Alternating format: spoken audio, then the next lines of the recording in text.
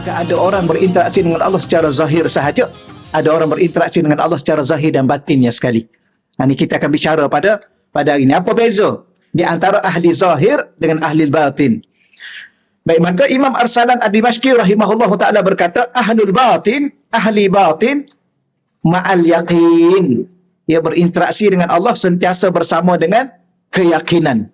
Wa ahlu zahir, adapun ahlu zahir, ma'al iman, orang yang berinteraksi dengan Allah sentiasa bersama dengan keimanan. A'udzubillahi minasyaitonirrajim. Bismillahirrahmanirrahim. Assalamualaikum warahmatullahi wabarakatuh.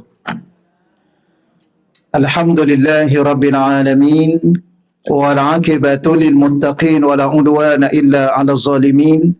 Asyhadu an la ilaha illallah wahdahu la syarika lah. وأشهد أن سيدنا محمدا عبده ورسوله اللهم صل وسلم وبارك على سيدنا محمد وعلى آله وأصحابه ومن تبعهم بإحسان إلى يوم الدين اللهم اشرح لنا صدورنا يا الله kau lapangkanlah hati-hati kami ya Allah وحسن أخلاقنا وآدابنا ya Allah, kau perelokkanlah akhlak-akhlak kami dan sempurnakanlah adab-adab kami ya Allah. Wa yassir lana umurana fid dunya wal akhirah. Ya Allah, kau permudahkanlah segala urusan-urusan kami sama ada di dunia dan terutamanya di akhirat nanti ya Allah. Allahumma rzuqna al-fahma wal ilma ya Allah, kau rezekikanlah kepada kami kefahaman dan ilmu pengetahuan ya Allah. Wal hikmata wal aqla, kau rezekikanlah juga kepada kami hikmah, kebijaksanaan dan akal yang waras lagi sempurna ya Allah. Bi rahmatika ya arhamar rahimin, dengan rahmatmu ya Allah ya arhamar rahimin. Walhamdulillahi rabbil alamin. Amma ba'd. Yang pertama yang saya muliakan dan saya hormati pengurusan dan jawatan kuasa masjid, yang saya muliakan dan saya hormati Puan Hajah Salwa dan seluruh urustia Raudatul Muslimah, para ahli ilmu, tuan-tuan dan puan-puan muslimin muslimat yang dirahmati Allah Subhanahu wa taala sekalian. Alhamdulillah, seperti biasa kita memulakan dengan rasa syukur, rasa terima kasih kepada Allah Subhanahu wa taala di atas kesempatan yang masih lagi Allah kurniakan kepada kita untuk berada di taman-taman syurga di hari Jumaat. Ya, sebagaimana yang kita sedia maklum bahawa salah satu daripada perkara yang kita kena pastikan dalam kehidupan dunia kita sementara kita bertemu dengan Allah di akhirat nanti ialah Allah pernah melihat kita berada pada tempat-tempat yang Allah redha. Ya, Allah pernah melihat kita di dunia di tempat-tempat yang Allah akan rahmati dan ampuni dosa-dosa kita. Ya, moga-moga tempat-tempat begini ini membawa kepada keselamatan, ketenangan, kebahagiaan dunia dan akhirat kita insya-Allah. Untuk pagi yang mulia ini kita teruskan lagi perbahasan kitab Risalah Tauhid. Muka surat berapa kita hari ini ya? 45. Baik, fasal yang ke-12. Ahlul batin dan ahlul zahir. Ya, ahlul batin dan ahlul zahir. Sebagaimana beberapa kali kita mengulanginya di sini, kita manusia adalah merupakan makhluk yang paling sempurna, makhluk yang paling indah, makhluk yang paling cantik yang dicipta oleh Allah Subhanahu Wa Taala, sehingga Allah sendiri membuat kenyataan secara tegas dalam surah At-Tin yang kita pun dah baca, dah faham. Ya, laqad khalaqnal insan fi ahsani taqwim. Kalau kita belajar bahasa Arab, huruf lam dengan qad itu dinamakan adatut taukid ataupun huruf taukid. Apa makna taukid? Suatu penegasan. Dan Allah gabung dua huruf. Ya, lam tu huruf penegasan, qad huruf penegasan. Maka ulama menterjemah meletakkan perkataan demi sesungguhnya ataupun demi sungguh-sungguh. Khalaqna, kami telah mencipta. Bukan baru nak cipta, bukan akan cipta, kami dah cipta pun kita sekarang ni. Apa yang Allah cipta?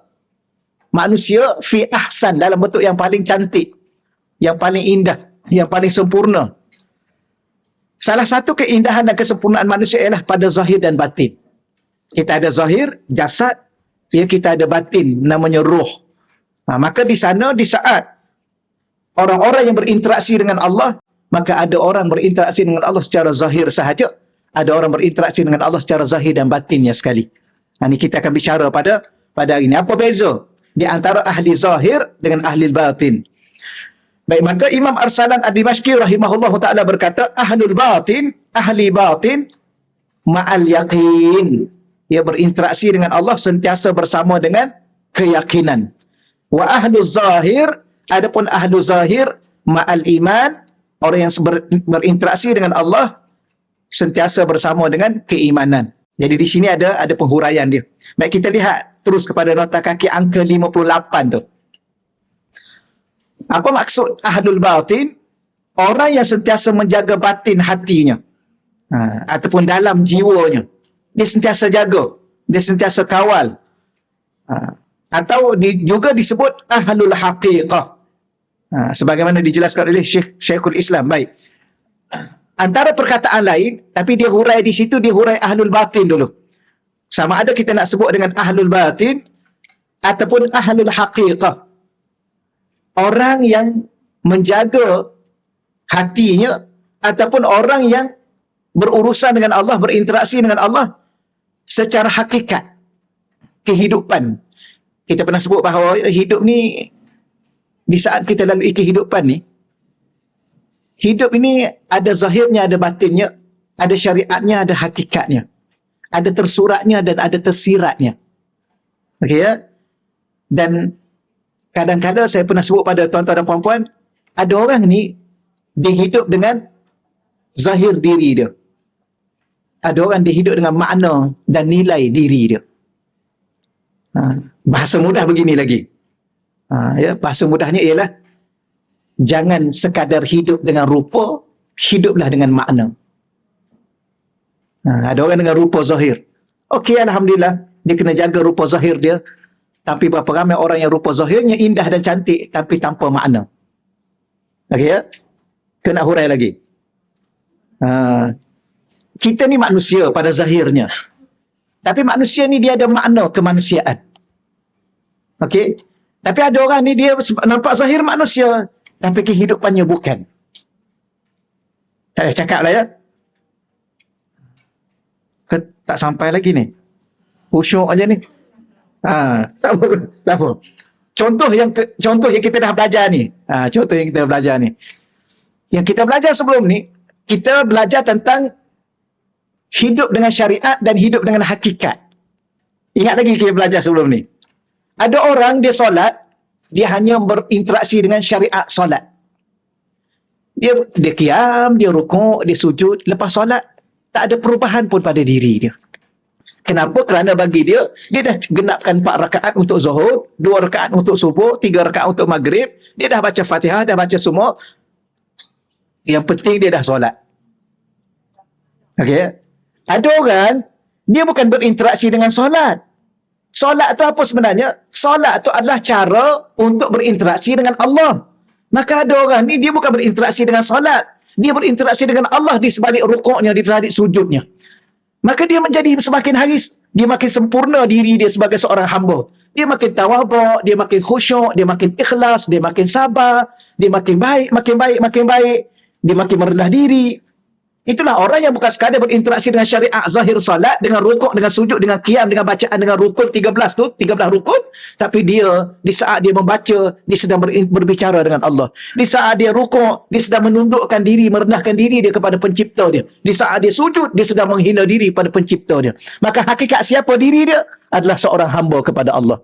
Maka kalau dia menyadari di saat dia berhubung dengan Allah, maka Allah mencipta dirinya sebagai seorang hamba. Kenapa dia nak sombong dengan orang lain? Kerana dia tidak lebih daripada seorang hamba.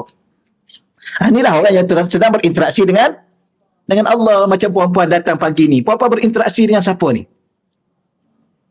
Ke dengan saya?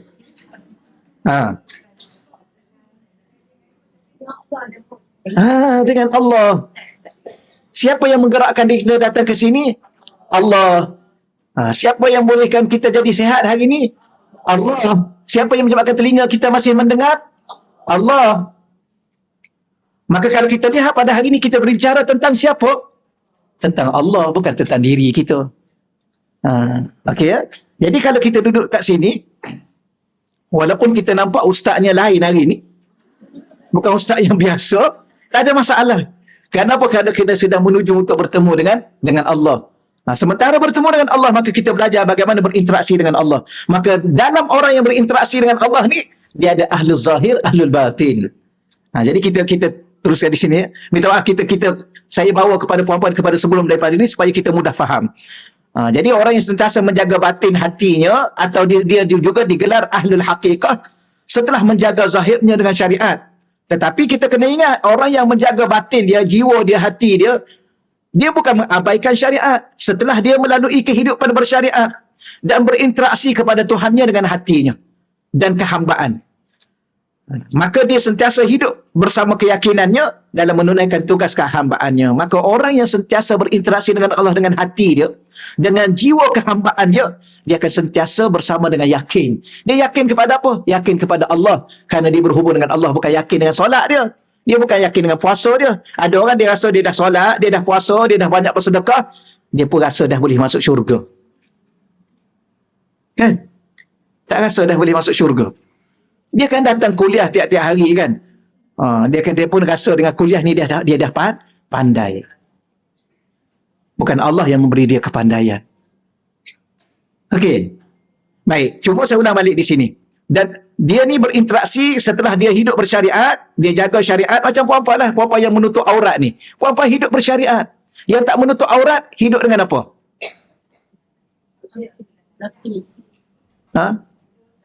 Jawablah dengan apa pun.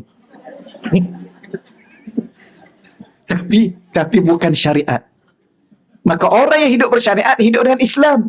Kerana syariat itu hanya satu sahaja, syariat Islam. Selain itu bukan. Maka apa makna hidup bersyariat? Hidup mematuhi Allah sebenarnya. Peraturan Allah, hukum hakam Allah. Dan kita bukan setakat itu, setelah itu kita berinteraksi pula dengan hati. Baik, saya nak ulang ni bukan apa, saya nak sebut ada satu perkara. Dan berinteraksi pada Tuhannya dengan hati. Apa ada kat hati ni? Salah satunya ialah berinteraksi dengan Allah dengan ikhlas. Berinteraksi dengan Allah dengan niat. Sebab tu kalau ada persoalan, kalau kita tanya persoalan, puan-puan, kalau kita kata kita solat, kita puasa, kita baca Quran, layak tak layak kita nak duduk dalam syurga selama-lama? Apa sebenarnya nilai kita yang Allah beri kita syurga selama-lama? Apa nilai dia?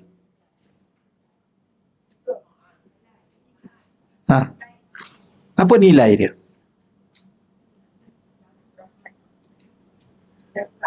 Nak jawab ke tak nak jawab ni? Banyak jawapan ni. Nilai dia ialah hati kita. Nilai dia. Allah anugerahkan kita syurga selama-lama bukan kerana 3 rakaat, bukan kerana 2 rakaat. 3 rakaat apalah sangat, 2 minit. Puan-puan 2 minit, puan-puan nak selama-lama syurga. Maka nilai dia adalah hati. Apa yang ada kat hati ni? Niat. Apa yang ada di niat? Hanya untuk Allah. Dan orang Islam ni selama mana dia hidup, kalau Allah bagi dia hidup, dia akan sentiasa niat untuk Allah, untuk Allah, untuk Allah. Maka di sinilah nilai yang paling utama. Sebab tu walaupun sekecil apa pun Allah minta kita niat. Walaupun kita sederma 10 sen.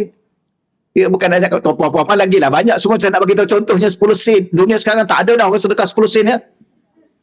Ada lagi tak? Ya, jarang lah. Mungkin tak ada lah. Ya 10 sen. Tapi 10 sen bukan persoalan 10 sen. Allah bukan nilai pada 10 sen. Allah nilai pada hati yang niat hanya kerana dia. Ikhlas hanya kerana dia. Jujur kerana dia. Ini yang dikatakan ahlul batin. Orang yang hidup dengan hakikat. Diri dalam dia. Hati dan jiwa dia. Maka sebab tu Allah Ta'ala ni rupa-rupanya dia bukan nak rakaat-rakaat kita. Dia bukan nak bacaan-bacaan suara-suara kita. Bukan sekadar itu. Bukan, saya tak nak nafikan itu. Ya. Jangan takut orang salah faham pula. Ya Allah nak hati kita. Sebab tu saya pernah sebut sebelum ni. Untuk kita semua, untuk saya, bahawa Allah Ta'ala ni, dia berinteraksi dengan kita dengan apa? Hati. Sebab tu sebelum solat, sebelum puasa, sebelum baca Quran, Allah nak apa? Niat. Apa niat tu? Apa yang ada di hati. Kemudian Allah letak apa kat hati? Iman di hati. Tauhid di hati. Sabar di hati. Tawakal di hati. Maka nilai kita sebenarnya adalah hati. Itu yang dikatakan ahlul batin. Dia hidup dengan hati dia. Dan antara satu perkara lagi dalam hati ni apa dia? Merasai jiwa kehambaan. Okey, insya-Allah ya. Dengan orang yang hidup dengan hati dia ini, di situlah ada yakin. Kalau hidup dengan mulut dia, hidup dengan mata dia, dengan telinga dia, bukan tempat untuk dia letakkan yakin, maka di hatilah yakin. Okey, insya-Allah boleh, insya-Allah ya. Orang yang sentiasa menjaga batin di sini bukanlah merujuk pada golongan batiniah. Cuma di luar sana ada satu golongan yang dinamakan golongan batiniah, golongan sesat yang meninggalkan syariat. Tetapi ahli batin di sini ialah orang yang menjaga pandangan hatinya. Satu benda yang kita kena ingat. Di hati ni ada mata. Mata hati. Dinamakan Ainul Basirah. Mata hati ni satu je tempat pandangan kita. Apa dia? Allah. Jangan pandang hati ni, jangan pandang kepada selain Allah. Dan jangan letak sesiapa pun dan apa pun selain Allah. Itu yang kita pesan berkali-kali ya. Balik nanti. Dah buat ke belum? Dah. Kepesan tu pun dah tak ingat. Balik nanti. Ni kita fokus belah sini lah sebab majoriti ya. Ni belah ni minoriti diam-diam macam lah. Okey lah. Ya balik nanti jumpa suami. Ya yang ada suami, yang tak ada suami nak buat macam mana kan, Allah dah ambil ataupun Allah dah pisahkan. Tak ada masalah yang tu ya. Khususnya yang ada suami, balik-balik panggil suami elok-elok dengan bahasa yang beradab. Ya kalau boleh letak suami kat atas kursi, kita duduk kat bawah. Ya. Pernah macam tu. Dia sebenarnya puan-puan dengan suami ni, puan-puan, dia dengan suami ni. Puan-puan kena duduk bawah. Suami duduk atas.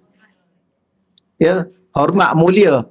Dia tolong beli kitab Muhimmah. Kitab Muhimmah, tak pernah belajar kan? Tak pernah? Patut duduk atas kursi sama-sama. Ada satu kitab Muhimmah. Cantik kalau tak baca kitab tu. Kitab Muhimmah ni dia ada dua kitab dalam tu. Kitab Muhimmah wal Mawaiz al-Badi'ah. Tak apa, beli kitab tu tolong baca dalam kitab tu. Seorang isteri dengan suami ni ialah dia kena sentiasa tunduk dalam keadaan rasa apa? Rasa malu dengan suami dia. Dia tak akan memulakan percakapan sebelum suaminya memulakan percakapan. Dan dia sudah berat. Ni bukan masalah berat tak berat ni. Masalah kena buat. Ya, tunggu dulu nak cerita sampai habis. Berat ke tak berat ke? Tak boleh kena buat ni ya. Balik nanti kena buat ni. Ni dalam kitab ni. Dalam kitab ni siapa yang bagi tahu? Para alim ulama, Nabi bagi tahu ni. Antara adab seorang isteri dengan suami ialah dia kena tunduk. Jangan dia tengok suami tunggu, tak boleh. Tengok je tak boleh. Dia kena tunduk. Dan dia kena diam.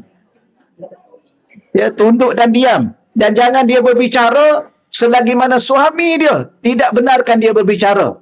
Dia kena minta izin. Abang saya nak boleh saya nak cakap sikit. Tak payah hiling kepala, jangan. Terima je. Baik, contohnya satu lagi. Yang terbaik lagi kalau dia duduk di kursi. Dia duduk di kursi. Suami keluar daripada bilik, dia kena bangun. Dia kena bangun, bang, silakan duduk. Ni dalam kitab Muhimmah ni saya cerita ni. Memang kena baca kitab tu lah lepas pada ni rasa-rasanya. Rupa-rupanya tak tahu ni. Habiskan dulu kan. Kemudian, bila kena bangun, dia kata, bang, sila duduk. Abang dia duduk, dia jangan duduk lagi. Dia jangan duduk lagi. Lepas tu kalau suami dia kata, silalah duduk, baru dia boleh duduk. Yang terbaik lagi, tak apalah bang, saya duduk kat bawah. Ini memang, ni bukan wanita lagi dia. Ni bidadari syurga dia. Bab tu amin. Tapi dia kena duduk bawah. Masa duduk bawah tu, minta izin, abang, saya nak minta izin, saya nak cakap satu benda yang paling penting.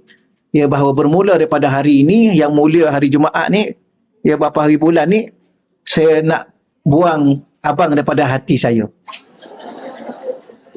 Tadi bukan main lagi kan. Berdiri, hormat, duduk, minta izin. Tapi itu betul tu ya, saya cakap dalam kitab tu ya.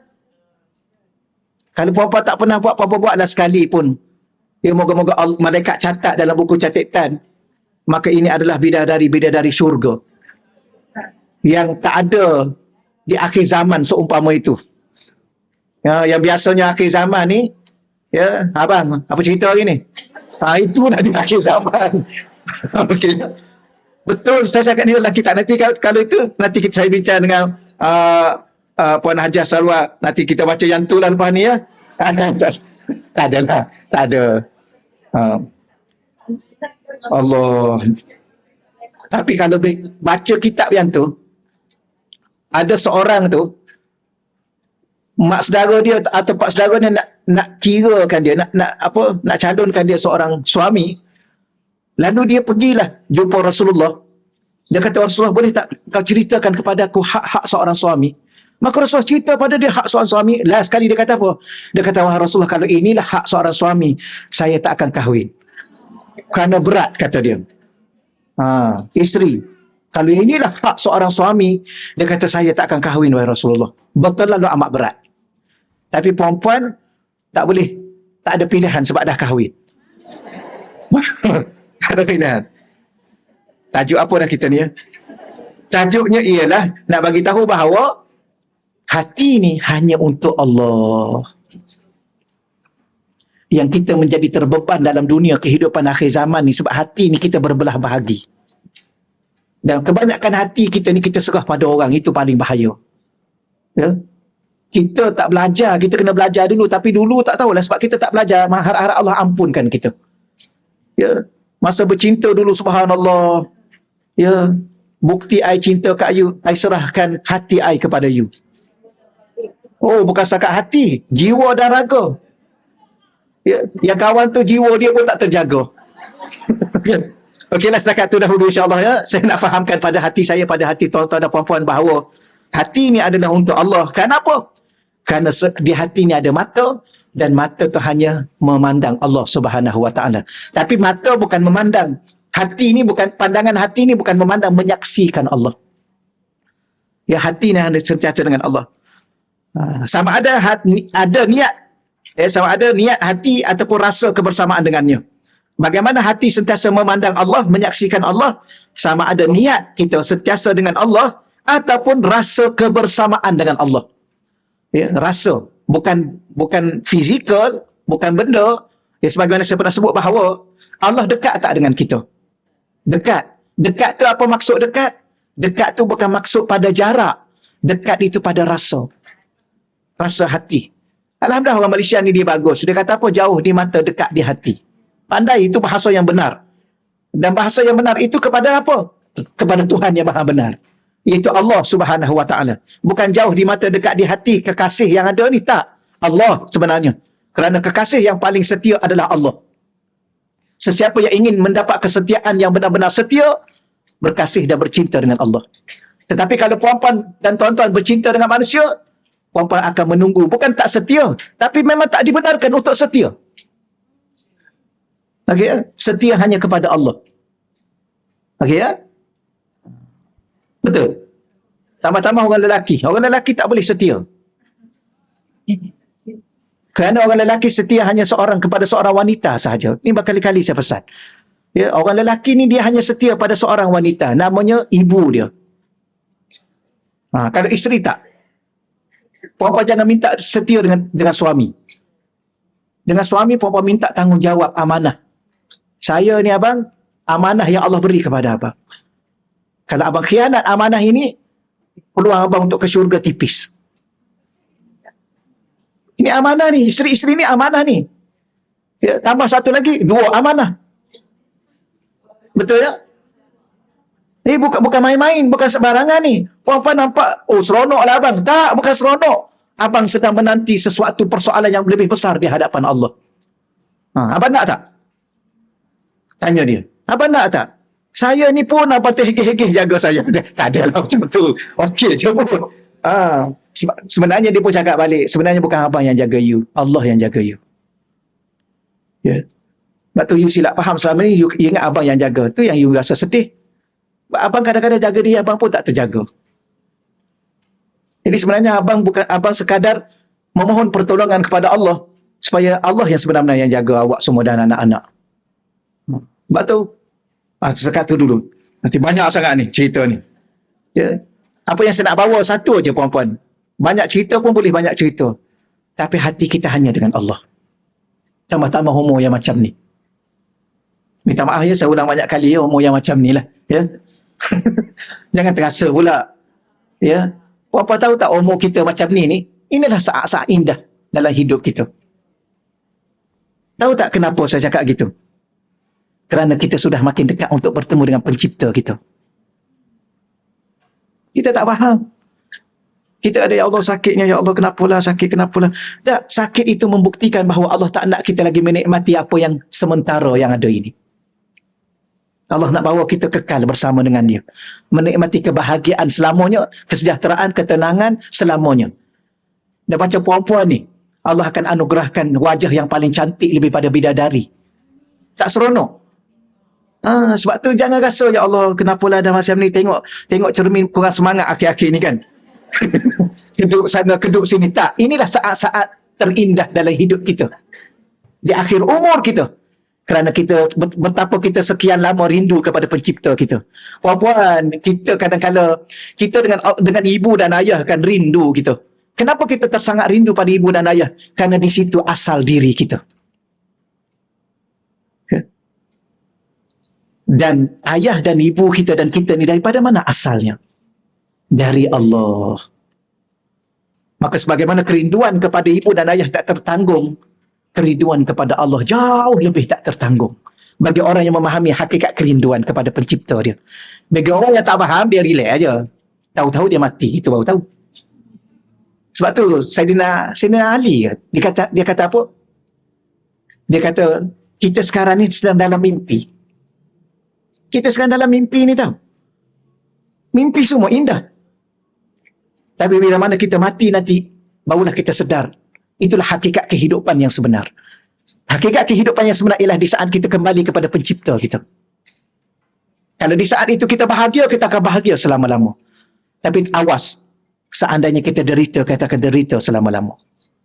Dan bahagia atau deritanya di mana? Di hati. Okey ya? Dah faham ya? Jangan cari bahagia di luar daripada diri kita. Kita cari bahagia dengan suami, ini dah silap awal-awal. Sama juga suami cari bahagia dengan isteri, ini kita buat kesilapan lebih awal. Sebab tu kita derita. Kenapa? Di situ bukan bahagia. Bahagia di mana? Di dalam diri kita. Dengan siapa? Dengan keimanan kita kepada Allah, dengan ketakwaan kita kepada Allah, dengan ketauhidan kita kepada Allah. Bahkan ni, dengan hati dan jiwa kita sentiasa dengan Allah. Itulah bahagia. Di saat kita bahagia dengan Allah, walaupun orang buat apa pun, kita tak akan pernah derita. Tapi kalau kita bahagia dengan selain Allah, orang bergurau pun kadang-kadang kita terasa.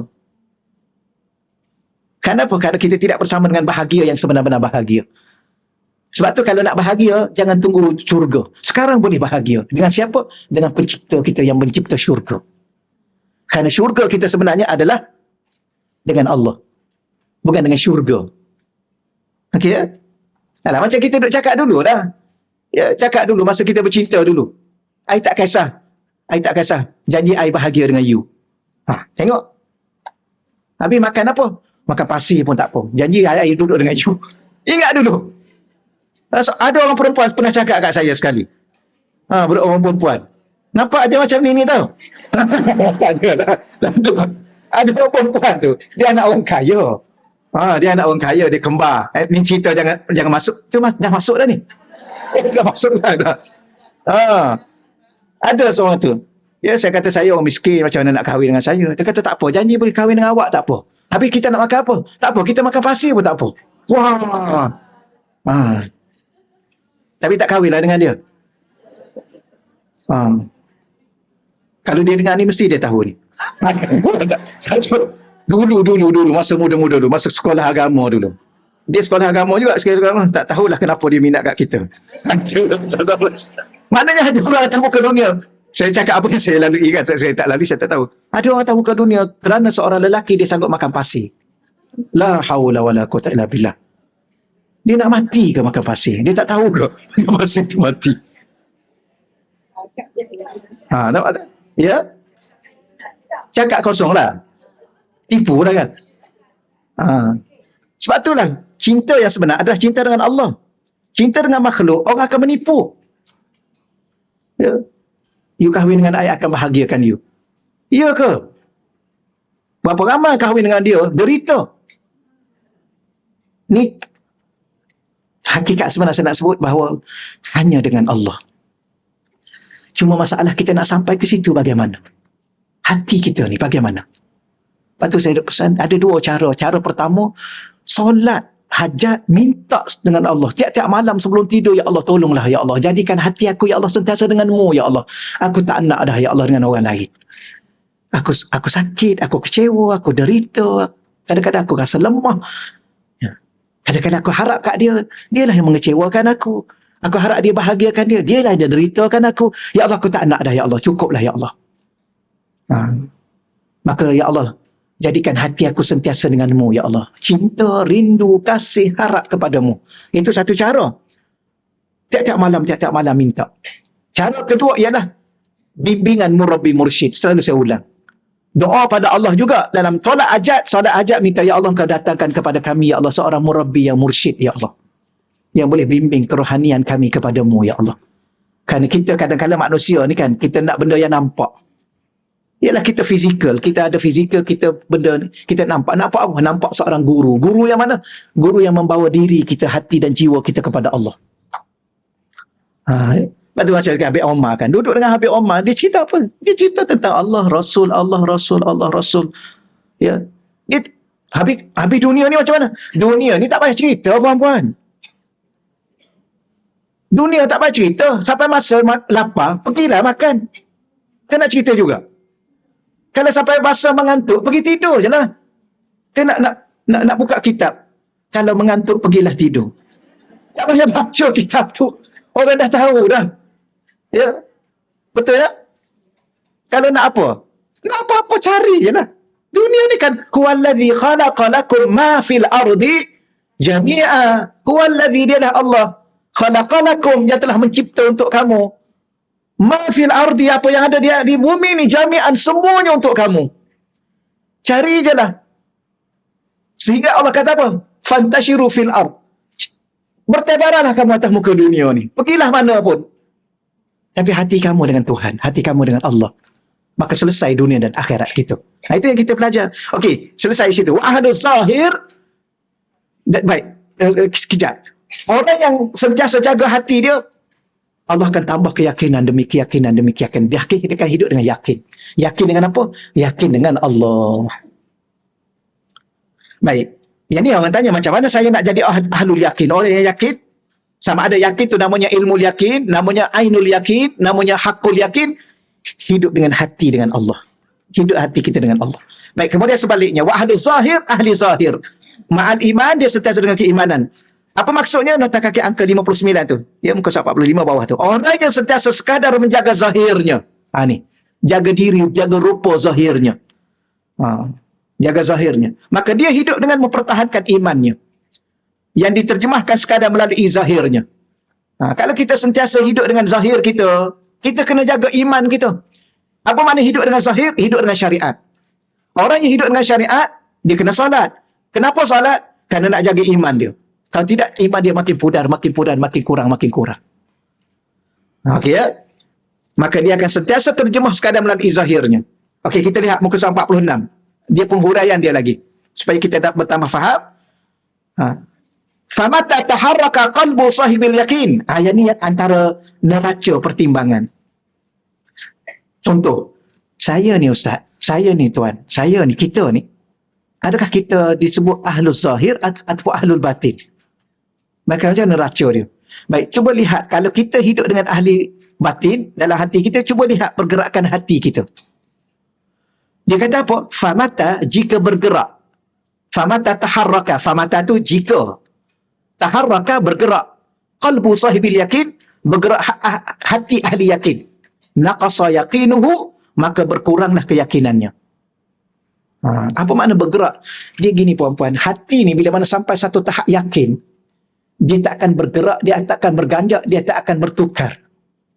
Maksud kita begini. Rezeki daripada siapa? Allah. Pernah tak hati tuan-tuan dan puan-puan berubah-ubah, bergerak-gerak soal rezeki? Pernah. Masa boleh kerja, rasa yakin dapat rezeki. Masa tak kerja, dah mula dah. Macam manalah kalau kita tak kerja dah mula goyang. Sebab apa? Masa sihat, wah Alhamdulillah, masa sihat rasa kuat nak pergi cari rezeki. Masa sakit, dah mula kurang keyakinan. Sebenarnya tadi kita dah tanya soalan, rezeki ni dari siapa? Dari Allah. Betul? Habis yang kita dah rasa lemah, rasa kurang yakin tu, kerana dah mula tak sihat, sebab dah mula tak boleh nak bekerja, dari kita pula ke dari Allah juga? Masa sihat dari Allah, masa sakit dari kita. Boleh faham ni? Sepatutnya sama ada kita sihat, kita sakit, kita bekerja atau kita tidak bekerja, kita tetap yakin. Kenapa? Rezeki itu ada. Sebab rezeki bukan dari kita sihat atau dari kita sakit, dari kita bekerja atau tidak. Rezeki itu dari Allah. Mana bukti orang tak kerja dapat makan? Tengoklah anak-anak kita yang umur 4-5 tahun tu. Apa kerja dia? Dia tak ada kerja apa. Kerja dia main aja. Tapi masa makan tengah hari, bukan tengah hari lah, pagi-pagi lagi, nasi lemak dah 2 bungkus dia makan. Maknanya rezeki itu dari Allah.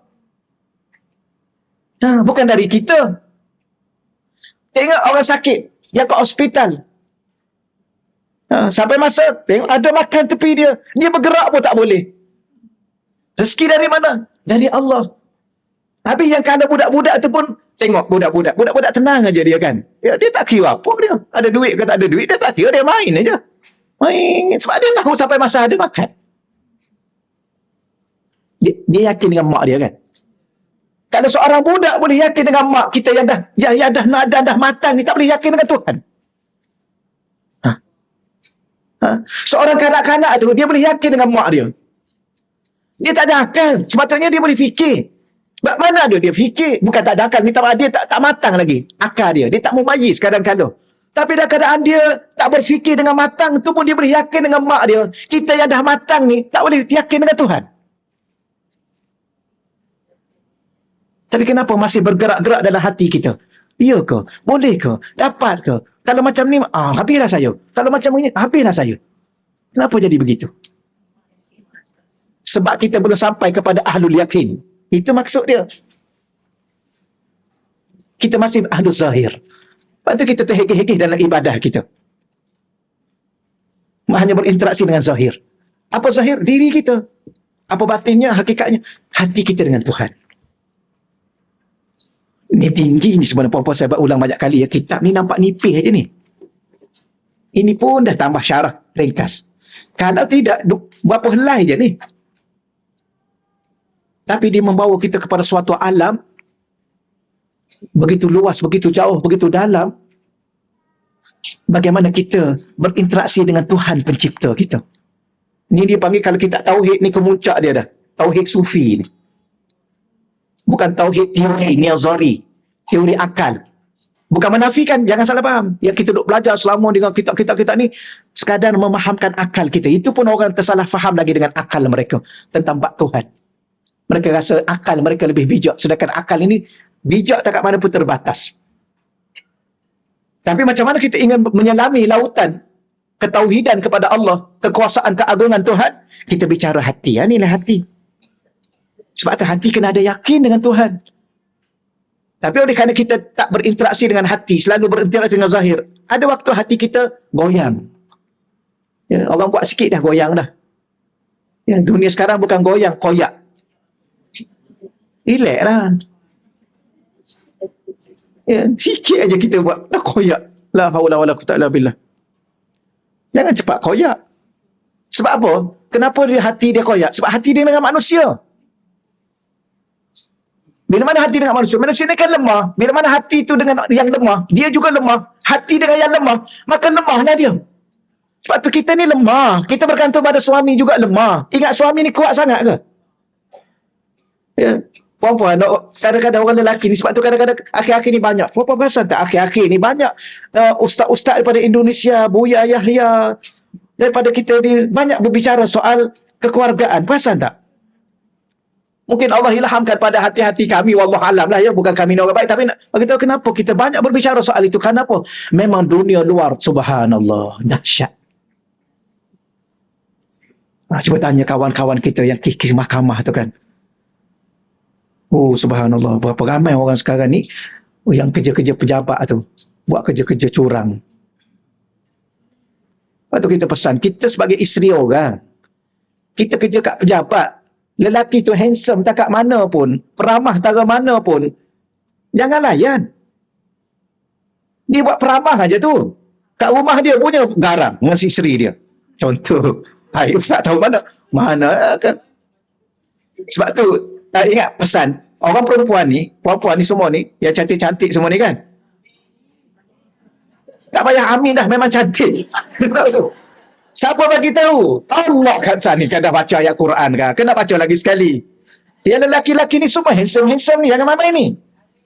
Siapa bagi tahu? Allah bagi tahu, laqad khalaqnal insan fi ahsani taqwim. Maka orang perempuan cantik ni kalau dia berdepan dengan yang bukan mahram, dia jangan buat lembut. Jangan buat lembut. Ya. Jangan buat peramah, tak payah. Tapi kalau suami kita berinteraksi dengan selembut mungkin, senyum selebar mungkin,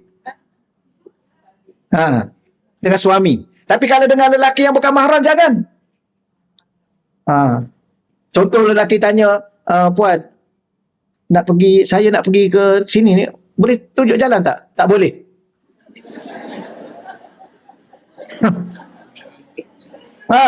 Cari sendiri ya. Lelaki tanya orang perempuan. Contoh. Tak boleh. Tak boleh bagi tahu. Pandai-pandai cari jalan sendiri. Sekarang ada telefon, ada map, ada location. Mana ada buat. Dia buat tanya je tu. Kita kena cerdik. Tak boleh. Tak boleh cakap. Memang. Nanti kita ajar lain lagi. Ini bukan saya cakap ni, Quran bagi tahu ni. Dalam kitab tu yang saya cakap tadi, Quran bagi tahu. Oh baik bang ya, bang nak tahu jalan ya. Okey, mai saya hantarlah ya. Ini lagi parah. Kononnya apa? Sopan, lembut, prihatin. No. Kita juga orang lelaki kan. Orang perempuan datang yang cantik-cantik tu minta tunjuk jalan. Tak boleh. Iya ke? Betul ni saya cakap, betul bukan itu. Yang itu ni Quran bagi tahu ni. Kenapa? Kerana nak jaga diri. Tiba-tiba kat pejabat panggil sayang-sayang. Ni apa ni? Haram hukum dia panggil sayang kepada lelaki yang bukan mahram. Dan haram panggil sayang kepada perempuan yang bukan mahram. Jangan duduk sayang-sayang. Ingat sayang ni murah ke? Kalimah sayang dalam Quran tu mahal tu. Ni dia duduk-duduk, apa khabar sayang? Kat isteri dia pun tak cakap sayang, kat isteri orang tu cakap sayang. Ini lelaki-lelaki yang hidung belang ni. Kasar ni sikit. Betul. Betul, saya cakap ni betul. Kita pula tak payah. Sorry. Ya, kenapa panggil saya sayang ni pula ni? Sorry. Ya, saya tak suka. Cakap betul-betul. Ramai tu kat luar sana. Tapi kalau kita nak berkenan, cakap terang-terang lah. Yang berkenan tu yang tak ada, yang itulah kan. Contoh. Takkan setakat tu dulu. Nanti contoh yang pelik-pelik pula. Contoh. Kita rasa hati pula. Tapi orang perempuan, kalau dia tak ada milik siapa-siapa, dia boleh pergi. Macam kan Sayyidatina Khadijah kan. Dia pergi jumpa Rasul. Dia minta Rasulullah tu kan. Okey, yang tu tak apa. Cakap terang-terang. I nak kat you boleh? Boleh macam tu. Tapi tengoklah keadaan. Tapi boleh. Ya. Dengan cara yang tegas, dengan cara yang matang, dengan cara yang itu, boleh. Okey ya. Tajuk apa dah ni? Tajuknya nak bagi tahunya ada hati. Sebab kalau kita zahir kita, dia rosak hati kita. Kerana hati ni nak jaga dengan Tuhan. Sebab tu dengan makhluk tu lah hati-hati. Bimbang-bimbang kalau kita dengan makhluk ni tak pandai jaga, akan sekali rosak kita dengan Tuhan. Ini salah satunya. Baik, saya sudah balik tadi ya. Jadi kita cukup yakin dengan Allah. Maka bila mana hati kita mula bergerak, dah mula goyang, naqasa yaqinuhu, yakin kita mula kurang. Macam tadilah bab rezeki tadi. Bab rezeki ni daripada Allah, bukan daripada kita. Bila mana kita ada sesuatu yang menghalang, Jangan pernah kurang yakin kita dengan Tuhan. Okey. Baik. Mata lam yakhtur lahu khatirun. Ni. Dan ataupun bila tiada lagi lintasan bagi hatinya, kamu la yakinuhu, maka bertambah sempurnalah keyakinannya.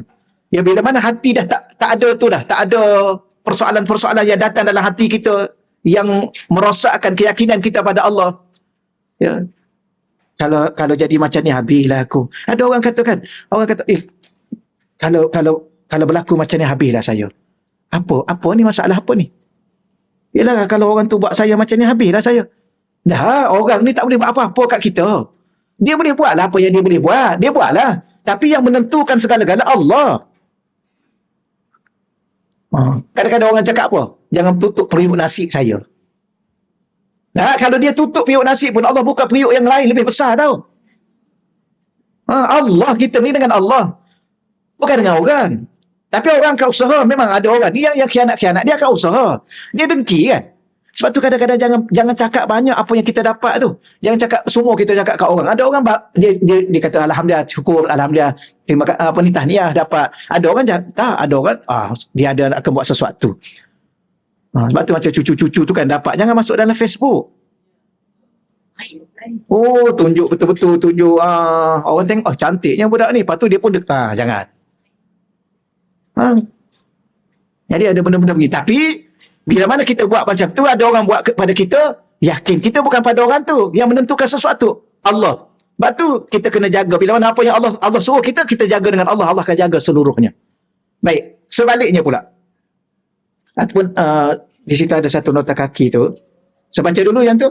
Jika terdorong dalam hatinya suatu keinginan untuk kepentingan dirinya sendiri.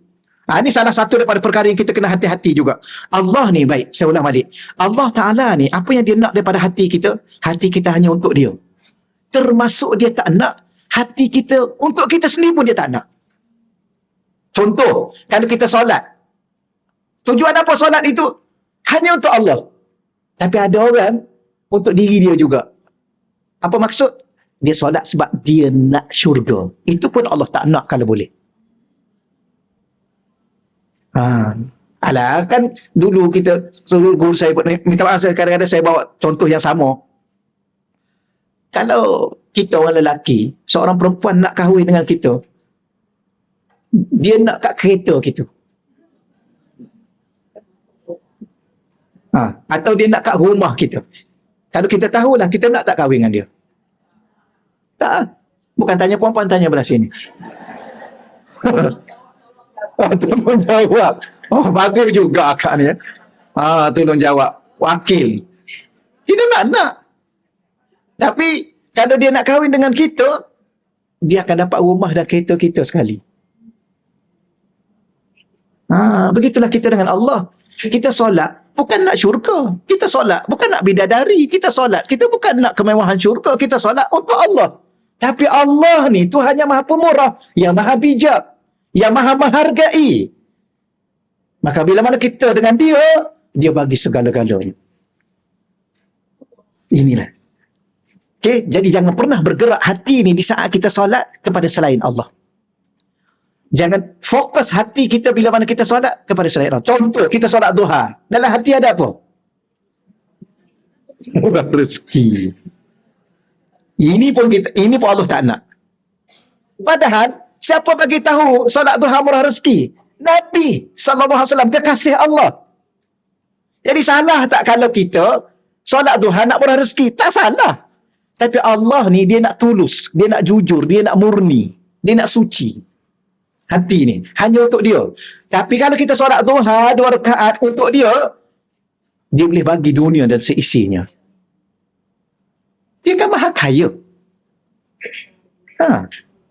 Macam kiasan tadilah. Ataupun kiasan yang benar saya ceritakan, ada 3 orang ni berkhidmat dengan raja. Dia berkhidmat dengan raja dah lama dah. Akhir sekali raja panggil dia. Okay, you ni dah lama dah khidmat dengan raja ni. You nak apa? Ya, seorang ni dia nampak, raja ni minta harta lah. Dia minta wang ringgit yang banyak, raja bagi. Yang B ni pula, dia kata, raja ni mesti tanah banyak. Maka minta tanah. Yang ketiga, yang C ni, orang ni bijak ni. Dia kata dia ulang lagi sekali, betul ke tuanku nak bagi ni? Betul. Ni dah offer dah semua ni. Betul ke ni? Betul. You nak apa? Dia kata, I nak raja. I nak sultan. Dia nak raja. Dah raja tak? Bukan nak jadi raja. Ya. Bukan nak kahwin dengan raja. Dia nak duduk dengan raja. Dia nak raja ni. Bila mana dia duduk dengan raja, apa kita boleh bayangkan? Macam jawapan tadilah. Hartanya, tanahnya tak kena gaya, tahta tu dia dapat. Kalau raja meninggal. Ni orang cerdik. Itu analogi yang kita boleh faham. Samalah kita dengan Allah. Kalau hati kita seluruhnya, jiwa dan raga kita kepada Allah, oh subhanallah, Allah bagi segala-gala pada kita, tak kena gaya, Allah bagi 8 syurga. Boleh faham insyaAllah ya? Jadi sekarang ni hati nak bagi kat siapa? Ya. Jadi yang pernah bagi dulu nak buat macam mana? Ambil balik dengan dia. Pergi ambil balik. Jumpa cari, call dia balik. Halal kan? Tak boleh, dia hati ni ada satu aja. Kalau dah bagi kat dia, apa yang tinggal pada kita? Pesan pada anak perempuan kita, jangan pernah sekali-kali bagi hati pada seorang lelaki walaupun namanya suami. Derita kita. Kerana hati kita hanya ada satu saja dalam ni. Kalau dah bagi kat orang, apa lagi yang ada pada kita? Sama juga anak lelaki kita. Sama-sama anak lelaki. Anak lelaki ni jangan pernah bagi hati kepada mana-mana wanita. Habis nak bagi apa? Bagi tanggungjawab, bagi amanah, bagi kasih sayang. Hati jangan bagi. Kalau dah bagi hati, di hati tu ada kasih dan sayang, apa lagi yang ada pada kita? Itulah orang bercinta. Nampak tahu bercinta. Kenapa dia termenung? Kerana dia sudah kehilangan hati dia. Sebab kita bagi pada orang. Kawan tu pula, yang belah sini termenung. Yang belah sana, apa? Kerinduan. Kenapa? Kerana menanggung dua hati. Kelu tak terkata. Rindu tak terkira. Kenapa? Menanggung dua hati. Kawan tu pula termenung. Ya. Kenapa? Dia tak ada hati. Tak nak cakap apa. Sebab tu kalau pesan ni pada anak perempuan kita, jangan bagi hati kepada sesiapa pun. Hati ni adalah milik Allah. Bahkan bukan hati, seluruh jiwa ni adalah milik Allah. Kalau suatu hari nanti dia tinggalkan kita, biarkan dia pergi. Akan ada orang yang akan datang menggantikannya. Okey? Alhamdulillah. Pukul berapa dah kita ni? Boleh lagi ke tak? Boleh, alhamdulillah. Allah. Ya. Siapa juga suami nak kahwin lain? Bagi. Ini ayat lain pula. Bagi. Kita kena, tak apalah abang pergilah. Saya ada Allah. Tak jadi dia. Betul. Tak jadi. Yang jadi itu sebab tak bagi. Saya baru ni saya pergi Sungai Buaya. Rawang. Sungai Buaya Rawang. Saya minum ada ni tapi tak tahu kalau dia tengok ke tak tengok pengurusi surau. Tapi saya tak semula. Ni pengajaran. Dia duduk sini mengurusi surau. Saya di sini. Ni orang rumah dia, kakak lah kakak. Kakak tu cakap apa kat saya? Dia kata, Ustaz, ni Haji ni, saya dah berapa kali dah suruh dia. Suruh cari, saya nak cari, dia tak bagi. Dia tak nak. Suami dia duduk macam ni, suami dia. Saya tak tahulah betul tak betul, tapi betul dia Ustaz, saya cakap depan Ustaz ni, biar dia tahu. Selama ni, dia ingat saya main-main. Ni depan Ustaz ni, saya cakap ni. Ni. Dia tahu lah dia tak nak. Saya bagi dah, saya bagi dah. Saya nak suruh, nak cari dia sendiri. Dia tak nak. Itulah orang lelaki. Dia boleh riau juga kalau dah jadi tahap tu. Dia diam. Macam mana Ji? Saya dah jadi saksi ni. Tak apa, tak apa. Tak apa.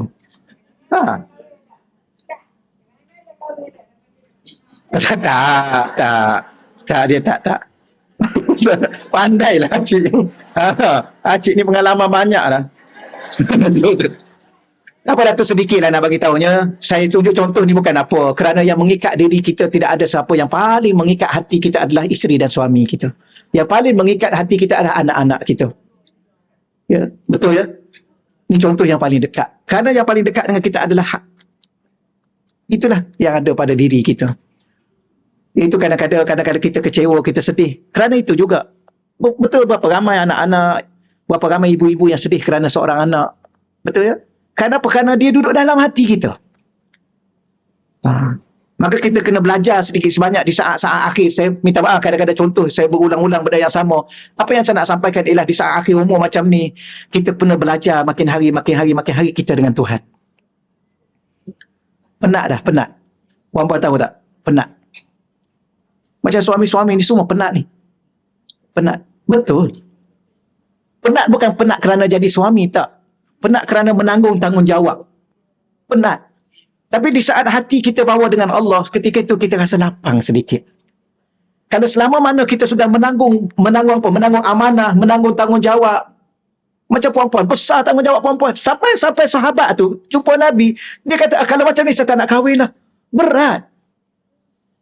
Betul puan-puan dengan suami ni, berat. Puan-puan tak boleh tengok wajah dia begini, puan-puan kena tunduk. Puan-puan kena diam aja. Duduk depan suami diam gitu. Jangan cakap banyak. Suami kata A, suami kata B. Tak ada bantah-bantah. Tak ada bantah-bantah. Nanti kita baca kitab tu kan. Kita baca kitab tu nanti. Baca kitab tu puan-puan. Tak sanggup puan-puan. Sehingga dikatakan kalau suami balik, ya, dikatakan ada apa?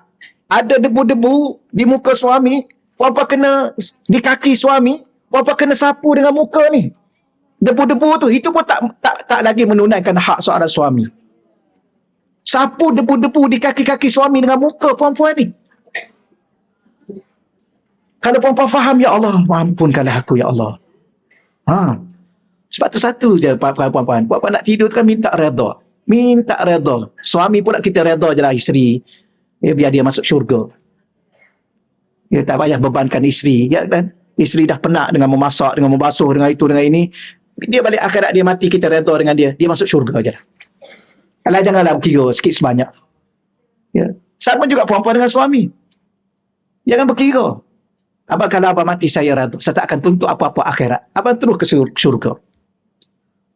Gembiralah dalam syurga dengan bidadari-bidadari yang ada.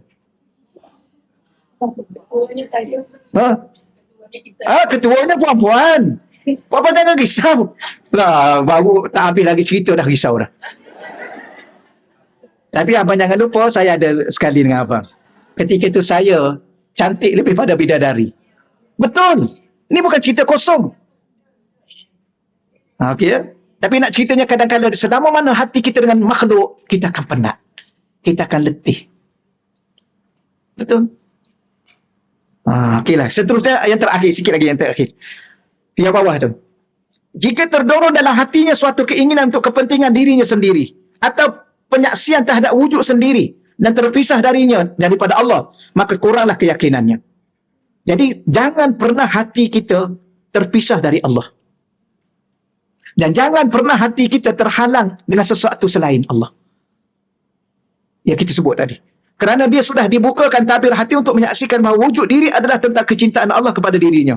Puan-puan, sampai satu saat, di saat kita duk jaga hati kita dengan Allah, satu saat, Allah singkapkan mata hati kita.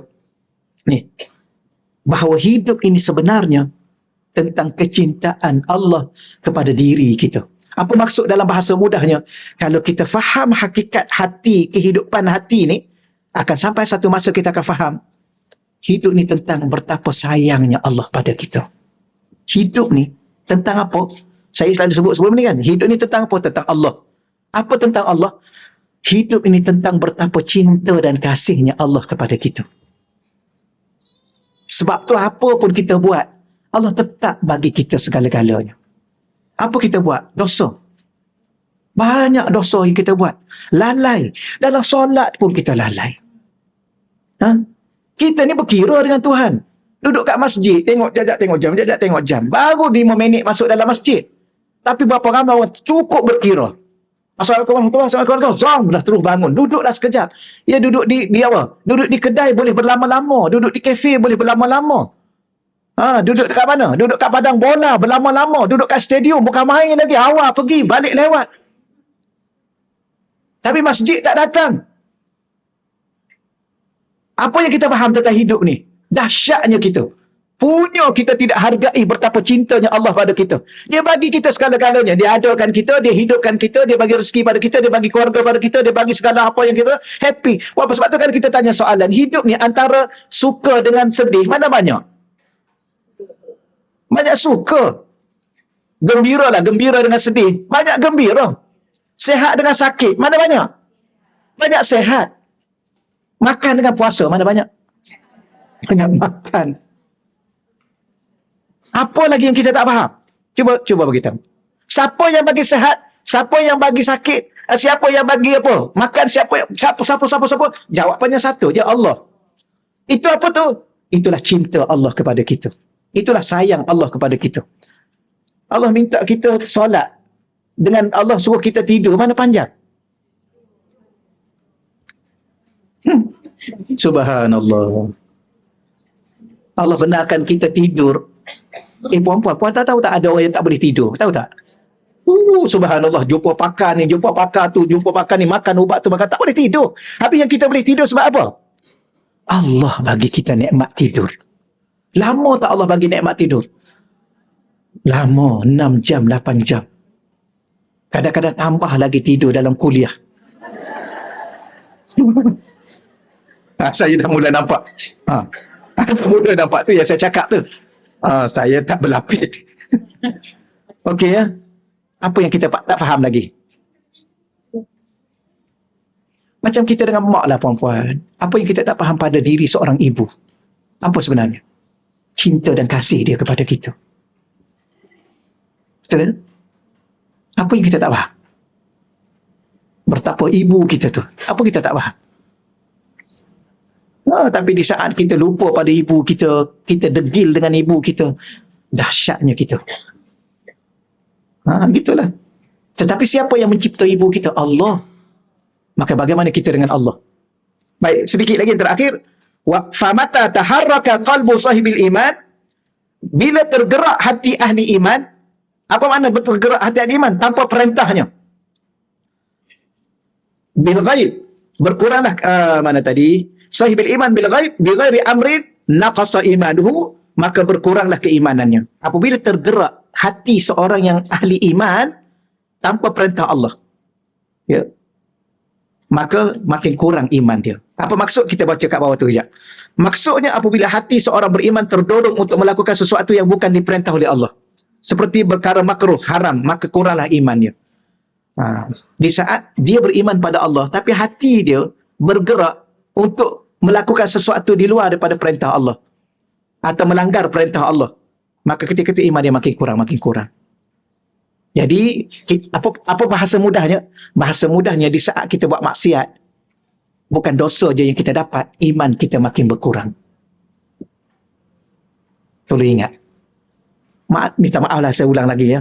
Kalau orang perempuan daripada dia mula balik sampai umur 60 tak tutup lagi aurat, apa lagi yang baki pada diri dia?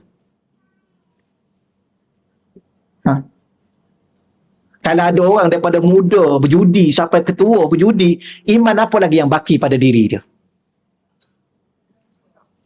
Kalau daripada muda sampai tua tak solat, apa lagi yang baki dalam diri dia? Ni maknanya setiap kali kita buat dosa, bukan dosa je kita dapat, bukan maksiat yang kita buat itu membawa kita ke neraka. Kenapa? Kerana setiap maksiat itu mengurangkan iman dia. Jadi, tapi wa mata taharraka bil amri kamula imanuhu, tapi setiap kali hati kita bergerak dengan perintah Allah, hati ni sentiasa nak buat itu, nak buat ini, apa yang diperintah oleh Allah, maka bertambahlah iman dia. Maka rupanya di saat kita baca Quran, bukan setakat kita dapat pahala baca Quran, iman kita makin bertambah. Di saat kita berjalan ke masjid untuk solat berjamaah dan sebagainya, bukan setakat kita dapat pahala berjamaah 27, iman kita makin bertambah. Gitulah ya. Wallahu a'lam.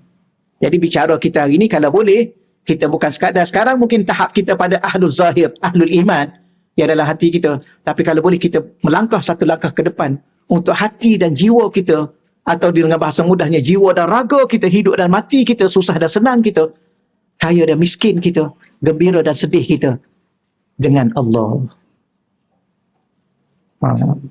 Jangan pernah risau. Di saat kita menangis dengan Allah, yang sedang menunggu adalah senyuman. Okay, ya? Di saat kita penat bangun malam kerana Allah, yang kita sedang menanti sebuah kebahagiaan. Okey ya? Wallahu a'lam. Ada soalan? Kalau ada. Kalau tak ada lagi baik. Relax. Okay, silakan. Pasal itu. Dah reda dengan yang Allah bagi kita. Ya. Tapi kita berdoa minta Allah dan kita bantu. Ada tak maksudnya kita tak reda? Kita reda dah. Ya. Dengan ujian yang Allah bagi. Ya. Tapi untuk mengatasi apa tu, perkataan kita. Kita semua berdoa minta Allah bantu. Ada tak maksudnya kita semua doa bagi Allah bantu. Kita tak reda. Baik. Pertama, apa makna redha? Dan di mana redha? Redha tu ada di hati. Redha di hati. Apa makna redha? Redha ialah kita menerima dengan lapang dada, tanpa membantah, tanpa marah-marah, tanpa memberontak. Itu redha. Hati kita. Baik. Setelah redha, Allah minta kita usaha dan ikhtiar. Okey, kita redha dengan apa? Cuba bagi tahu. Kita redha dengan kesusahan. Allah bagi musibah. Atau sakit lah, contoh paling mudah. Allah bagi kita sakit. Yang teruk. Redha tak? Redha. Apa makna redha? Terima tak sakit itu? Ianya dari Allah. Terima? Ada rasa tak puas hati? Tak. Okey je. Apa maksud tak puas hati? Kenapalah aku ni sakit? Baru bulan lepas dah sakit dah. Bulan ni sakit pula. Itu tak redha. Kenapalah sakit dah lama sangat ni? Ya, dah berbulan-bulan ni. Itu tak redha. Dah Allah nak kita berbulan-bulan, redha lah. Tapi, usaha dan ikhtiar tu wajib. Redha tu menerimanya dulu. Terima. Kalau tambah sebulan lagi sakit, terimalah. Tambah sebulan lagi, terimalah. Jangan sebut di patah perkataan, bila ni? Tak sembuh-sembuh juga ni. Dah pergi hospital. Itu maknanya dia tak redha. Tapi kalau sekadar, dia minta dengan Allah, ya Allah, aku redha dengan apa yang kau beri pada aku, ya Allah. Cuma ya Allah, aku minta, sebab aku lemah ya Allah. Aku sakit, aku redha, aku terima. Aku tak akan bantah ya Allah. Kerana Engkau maha mengetahui segala-galanya ya Allah. Cuma ya Allah, banyak benda aku tergendala dengan sakit ni. Engkau tolonglah aku ya Allah, sembuhkan aku. Okey. Kemudian nak macam mana nak sembuh? Pergilah hospital. Maka kita naik kenderaan, kita telefon ambulan, bawa kita hospital. Itu tak menafikan redha kita kerana kita menerima. Dan usaha dan ikhtiar tu. Okay, pergi hospital, doktor kata kena ward. Masuk ward. Masuk lah. Nanti saya tak redha doktor. Lah. Masuk. Doktor kata, masuk-masuklah. Nurse datang bawa ubat kan. Makan. Nanti saya tak redha pula nurse. Tak makan. Kenapa? Kerana usaha dan ikhtiar itu adalah wajib yang Allah takdirkan untuk kita buat. Mesti. Sebab apa? Sebab Allah nak bagi pahala dengan usaha ikhtiar. Tapi kita kena yakin dengan Allah bahawa bukan usaha dan ikhtiar itu menyelesaikan. Yang akan menyelesaikan adalah Allah. Tapi kalau Allah, kenapa kita usaha dan ikhtiar? Sebab Allah yang suruh. Kenapa Allah suruh? Sebab Allah nak bagi pahala di atas usaha dan ikhtiar. Allah Ta'ala ni. Sebab tu kita kata, Allah Ta'ala ni, dia berinteraksi dengan kita, dengan cinta. Kalau cinta ni, segala benda dia nak baik. Sebenarnya, orang yang mencintai seseorang, segala perkara yang dia buat adalah untuk kebaikan orang itu. Bagaimana dengan Allah? Maka Allah bagi kita sakit, Allah nak kita redha, sebab Allah nak bagi syurga. Sebab redha lawan dia syurga. Redha, dia punya pasangan dia syurga. Murka, pasangan dia neraka. Kenapa Allah nak suruh kita redha? Sebab Allah nak bagi syurga. Dan Allah tahu di saat kita sakit, kita manusia yang lemah, maka Allah suruh kita ikhtiar. Redha tu dah dapat syurga dah. Allah suruh kita ikhtiar sebab Allah tahu kita akan lalui kehidupan yang masih panjang. Kenapa pula Allah suruh kita ikhtiar? Sebab Allah nak bagi pahala supaya mendapat syurga yang lebih baik. Oh subhanallah, kalau kita faham. Puan-puan, kalau kita faham bagaimana cinta Allah berinteraksi dengan kita, Allah berinteraksi dengan kita dengan cinta Allah, kita akan berdiam 1000 bahasa. Wahai Allah, Engkau buatlah nak buat apa pada aku, ya Allah.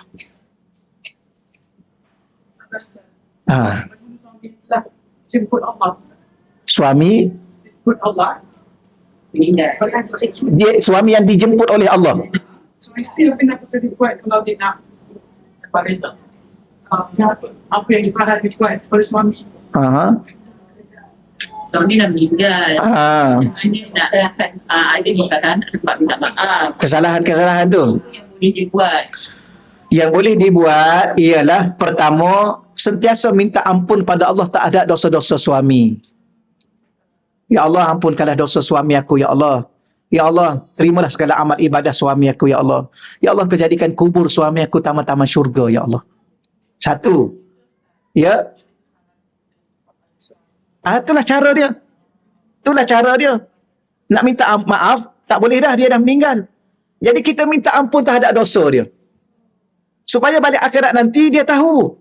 Dia tahu. Dia masuk dalam alam kubur. Itu sudah tentu dia bawa dosa. Mana ada manusia tak berdosa? Maka bila mana dia bangun daripada kubur itu, dah tak ada dosa dia. Maka dia tahu bahawa yang memohon kepada Allah supaya Allah ampunkan dosa dia adalah isteri dia. Maka moga-moga dia redha kepada kita di akhirat nanti. Dia tak tuntut. Gitu. Sama juga yang kita buat jahat kat dia, kat siapa-siapa pun kita buat khianat kat dia, dia dah meninggal. Macam mana kita nak minta ampun dengan dia? Salah satunya ialah kita minta ampun terhadap dosa-dosa dia. Bahkan kalau kita buat kebajikan, kita masuk duit dalam tabung, kita niat untuk dia supaya bertambah pahala dia. Itu salah satu caranya. Alah, jangan risau puan-puan. Kalau kita jujur dengan Tuhan, Allah ampun dosa kita. Sebanyak mana pun dosa, sebanyak buih di laut pun Allah ampun dosa. Itu suami yang dah meninggal. Maka faham-fahamlah suami yang masih ada, jangan jangan cari pasal. Itu dia punya poin dia. Okey ya? Itulah dia kira penutup dah. Kata putus. Okey. Okey. Tak ada soalannya? Memang ini? Inilah. Okey, setakat tu dulu. Cuma macam biasalah ada yang pesan kat saya tu, ada kat luar tu. Allah Hasan. Ada. Ada doa. Kita boleh ya. Mohon doa kesembuhan sepenuhnya buat ayahanda Haji Hashim bin Mat yang sedang menghidapi penyakit yang kritikal. Baiklah ya, kita sama-sama doa secara khusus kepada Haji Hashim bin Mat dan selebihnya kepada ayahanda-ayahanda kita kalau masih hidup dan kepada sesiapa pun di kalangan kita yang kalau sedang sakit. Auzubillahi minasyaitonirrajim. Bismillahirrahmanirrahim. Allahumma salli ala sayyidina Muhammadin miftahi babi rahmatillah. Adada ma fil ilmillah. Salatan wa salaman daimain bidawami mulkillah wa ala alihi wa sahbihi. Allahumma salli ala sayyidina Muhammadin tibbil qulub wa dawaiha wa afiyatil abdan wa shifaiha wa nuril absar wa dhiyaiha wa ala alihi wa sahbihi wa barik wa sallim. Allahumma salli salatan kamilah wa sallim salaman tamman ala sayyidina Muhammadin alladhi tanhallu bihi al-uqad wa tanfariju bihi al-kurab wa tutadha bihi al-hawaij wa tunalu bihi al-raghaib wa husnul khawatim wa istasqal ghama wajhil karim wa ala alihi wa sahbihi fi kulli mahatin wa nafasin bi adadi kulli ma'lumin lak. Allahumma anzil alaihi ya Allah Tuan Haji Hashim bin Mat, ya Allah, dawaan min dawaik, wa shifaan min shifaik, wa rahmatan min rahmatik, wa barakatan min barakatik, ala hazihi al-awja' wal amrat wal asqam, fatabra bi rahmatika ya arhamar rahimin. Ya Allah, Engkau turunkanlah kepada kami semua, ya Allah, secara khususnya kepada Haji Hashim bin Mat, ya Allah, kesembuhan daripada kesembuhan-Mu, ya Allah, penawar daripada penawar-Mu, ya Allah, ubatan daripada ubatan-Mu, ya Allah, rahmat daripada rahmat-Mu, ya Allah, keberkatan daripada keberkatan-Mu, ya Allah, kesembuhan daripada kesembuhan-Mu, ya Allah. Sembuhkanlah Haji Hashim bin Mat, ya Allah. Sembuhkanlah beliau, ya Allah. Sembuhkanlah beliau, ya Allah. Sembuhkanlah beliau, ya Allah. Sihatkanlah tubuh badan beliau, ya Allah. Berilah kesabaran kepada beliau dan ahli keluarga beliau, ya Allah. Ya Allah, Kau gantikan segala apa yang beliau hadapi ini, ya Allah, dengan kerahmatan-Mu, ya Allah, dengan keampunan-Mu, ya Allah, dengan keredaan-Mu, ya Allah, sehingga membawa beliau sembuh, ya Allah. Allahumma innahum sa'aluna ma laisa indana. Ya Allah, kadang-kadang orang meminta doa dengan kami, ya Allah. Kadang-kadang kami tidak memiliki segala-galanya, ya Allah. Wa huwa indaka kasirun ya Wahhab, sedangkan padamu memiliki segala-galanya, ya Allah. Fahab lahu syifaan ya Wahhab. Ya Allah, kurniakanlah kepada Haji Hashim, ya Allah, kesembuhan, ya Allah. Fahab lahu dawaan ya Wahhab. Turunkanlah kepadanya ubatan daripada ubatanmu, ya Allah. Wa rahmatan min indika ya arhamar rahimin. Allah mashfi mardaha. Allah mashfi mardahi, ya Allah. Allah mashfi mardahu ya Allah. Allah mashfi mardahu ya Allah. Wasih jasadahu bi rahmatika ya marhamin. Rabbana hab lana min azwajina wa dhurriyyatina qurrata a'yuni waj'alna lil muttaqina imama. Rabbana ja'alna muqimis shalah wa min dhurriyyatina rabbana wa taqabbal du'a. Rabbana atina fid dunya hasanah fil akhirati hasanatan wa qina adzabannar. Wa sallallahu ala sayyidina wa lana Muhammad walhamdulillahi rabbil alamin. Taqabbalallah minna wa minkum ya karim.